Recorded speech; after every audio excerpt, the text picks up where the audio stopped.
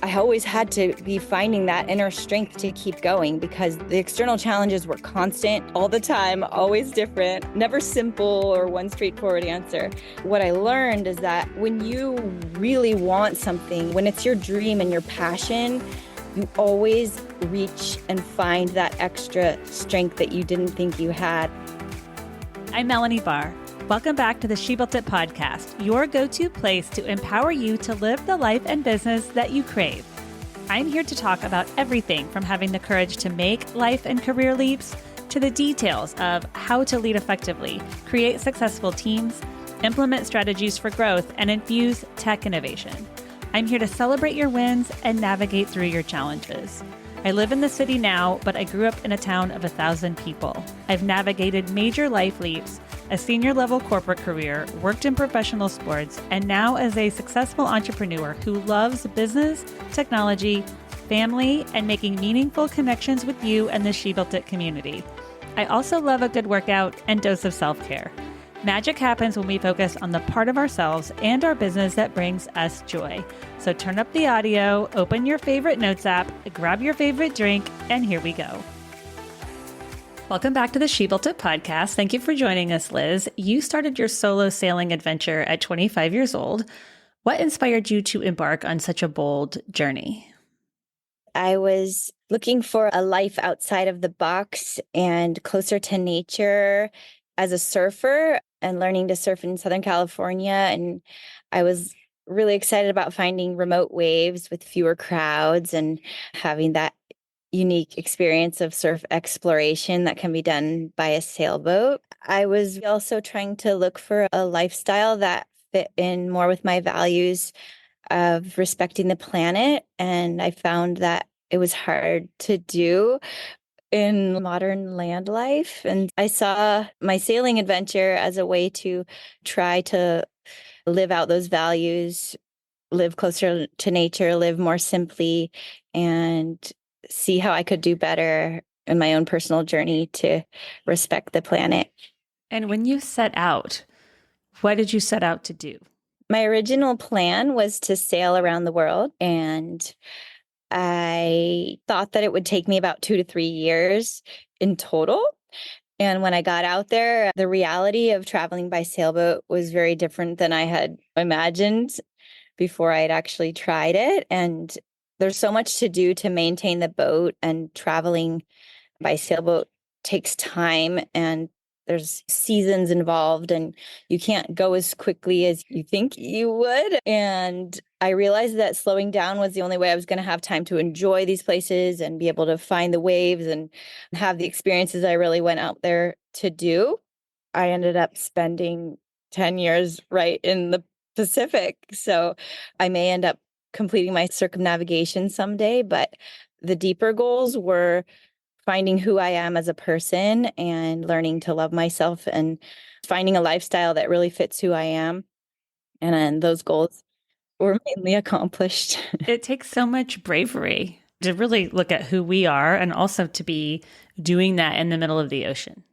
Yes, it's hard for me to believe what I did at such a young age, but that setting of being out there on the ocean, being alone a lot of the time, that really is conducive to self-growth and looking within. And the goals went hand in hand, that external exploration for surf and meeting new people and cultures, and then also the journey within of seeing myself in the context of the bigger world and my place in the universe and all of that. It was a really good setting to be able to think about all those things. And with the tech that we have today, we're always distracted. And that makes it hard for us to be able to look inside of ourselves to figure out who we truly are. Absolutely. I don't think even at that time when there wasn't social media to scroll, I found it hard. In today's world, it's even harder for young people to find that space, and we really have to create it and go looking for it. So yeah, I feel so lucky to have had that time on the ocean and that time to have that journey within, because it is very difficult to carve it out in the modern world. Your memoir, Swell, A Sailing Surfer's Voyage of Awakening, dives into your personal and spiritual growth during your voyage. What motivated you to share your story with the world? After about 10 years on the ocean, I had gathered all these experiences and all of these revelations that I felt could help other people on their own journeys and inspire them not only to follow their passions, but to face things that are hard and see them as part of their bigger personal journey and experience. My biggest motivation was because I felt like I had something worthwhile to share with the world that could help people. What was one of the biggest challenges that you've been able to overcome while you were on the ocean? There's two challenges that are very different categories. The challenge of physically maintaining the boat and affronting nature and all the physical challenge that go along with running a sailboat and crossing oceans. Those were constantly bringing up my inner challenges. So it was like a parallel journey. The external challenges were constantly pushing me to look within and become stronger and more positive. And I always had to be finding that inner strength to keep going because the external challenges were constant all the time, always different, never simple or one straightforward answer. What I learned is that when you really want something, when it's your dream and your passion, you always reach and find that extra strength that you didn't think you had, or you might not be willing to dig down deep for if it isn't something you love very much, if it isn't your big dream or your big love in life. That really helps you realize how strong you are and find those strengths and characteristics that may be hidden just a little bit beneath the surface. So true. And you had to find such a sense of independence. You're making me think I'm an only child. So when I wanted to move furniture in my room or something, I had to figure out how to do it by myself. And then I grew up in a town of 1,000 people in Missouri. And at 19, I came home and told my parents I'm moving to Los Angeles. And they said, but you don't know anyone there. And I said, I'll meet people. And those leaps that we make are so life defining. You're such an inspiration to someone who wants to make that leap and follow their dreams. Thank you so much. I hope that my book and my journey, my story resonate with people no matter what their goal or their journey is, because it's also relative. I try to express how important it is to not compare yourself to other people's journeys and make sure that your next step, that you give yourself credit for whatever that is. And you're so right. Going and taking your own adventure, putting yourself out of your comfort zone, no matter if that's having a trip down the coast for a weekend alone, that you've never done that before, that alone makes you feel more confident. It doesn't have to be setting out on a journey on a sailboat alone, that there's so many ways to take your own journey. Tell us more about your book and the work that you do and your organization. I wrote Swell when I was in French Polynesia at anchor. It took me about 3 years to complete the task. It wasn't easy to write the book and keep Swell maintained. Like halfway camping, when you live on a sailboat, you have to be wary of the weather. You have to keep your water tanks full, doing all the things that demands, as well as trying to write the book. It was a big adventure in itself. And the book came out in 2018, and now they're releasing it in paperback this year, which is really exciting. It sold more than 35,000 copies. And amazing. Congratulations.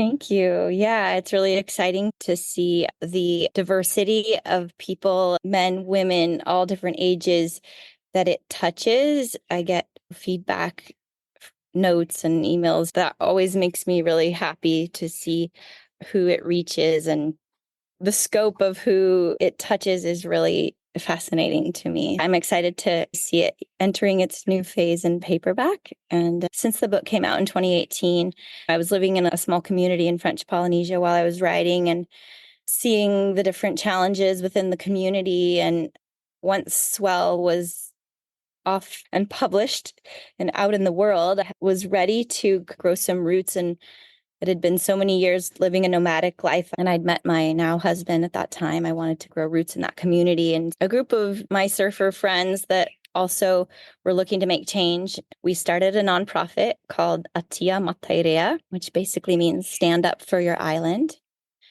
in Taishan. And we just started taking on the different challenges in our community that either were affecting environmental issues or animal welfare issues. And that was the start. And now we're also branching into youth empowerment and children's programs, which is really exciting.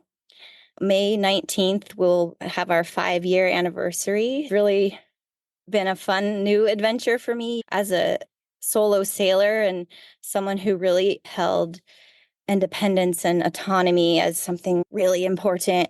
I did realize when I was out there that to tackle these big environmental crises we're facing and get us back on track as a whole, humanity needs to learn how to work together. And so I thought, gosh, I've shown myself I can do these things by myself, but to be able to make change on a bigger level, you have to work as a team and you're stronger with a group. And so I'm really lucky to have found this incredible group of people that work with me. We are 5 really active participants, all volunteer at this point, and we have succeeded at creating a lot of amazing positive changes on our island in the last 5 years, and feels like we're just getting started. We have lots in the works right now, and it's been a really fun and exciting new adventure.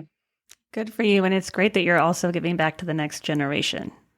And May 19th is my birthday, so I'll celebrate with you.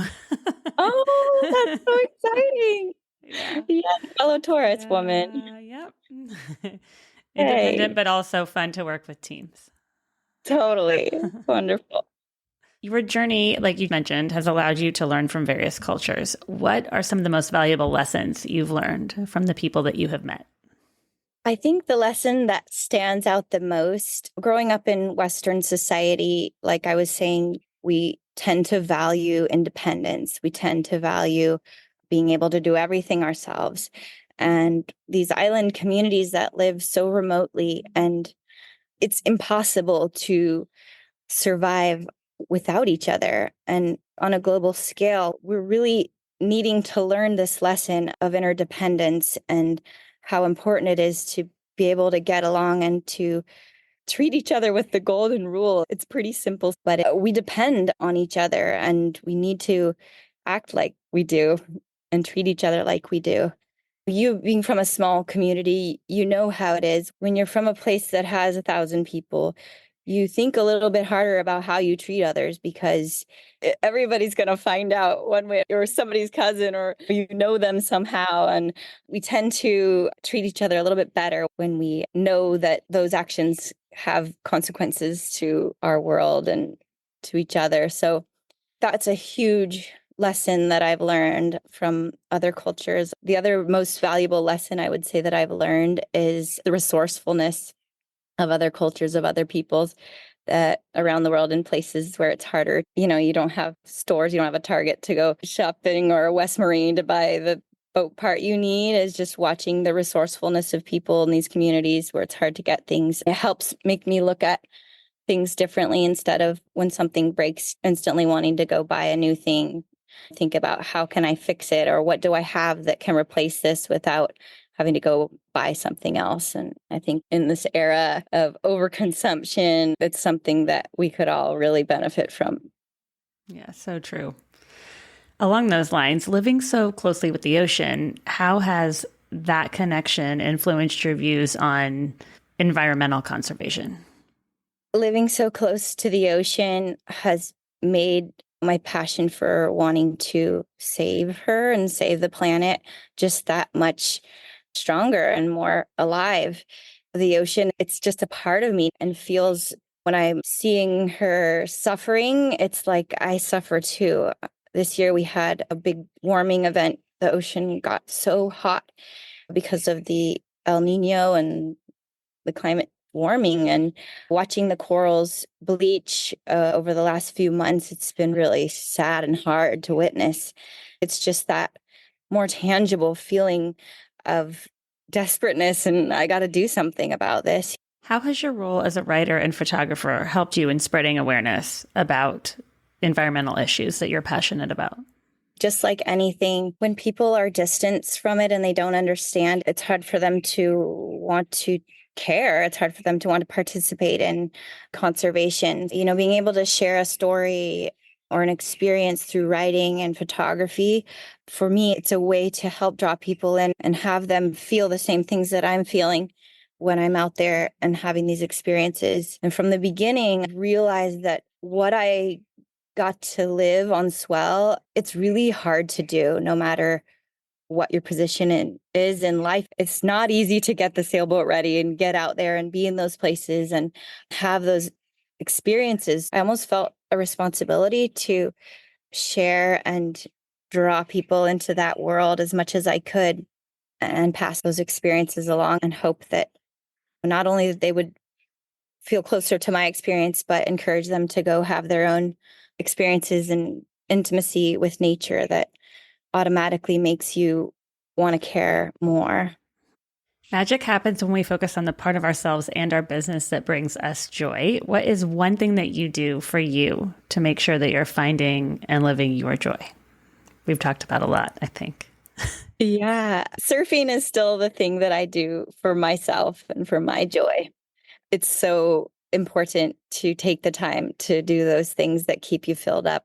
All of my work is work with passion and love, but you definitely have to do those things that really keep you going, even though they might not seem like they have any direct benefit to your business. But it's really important for me getting in the ocean and being in the waves. When I get back to shore, I'm that much more inspired to keep doing the work that I do. Thank you for sharing your bravery with us and with the world and for all that you're doing to protect the environment. Please share with us how and where we can find you and Swell. So you can find me on Instagram at Captain Liz Clark. I'm also on Facebook at Liz Clark and the Voyage of Swell. I have a website that's swellvoyage.com.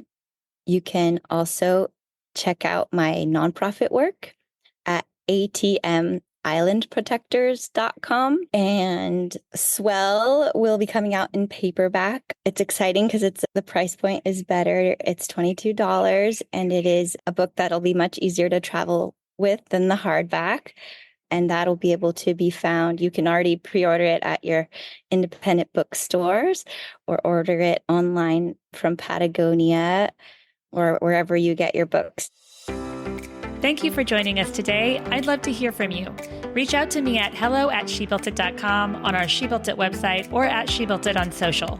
Thank you to my editor, Rich Streffolino, who always makes us sound good. Until next time, let nothing stop you from experiencing the life and business that you crave.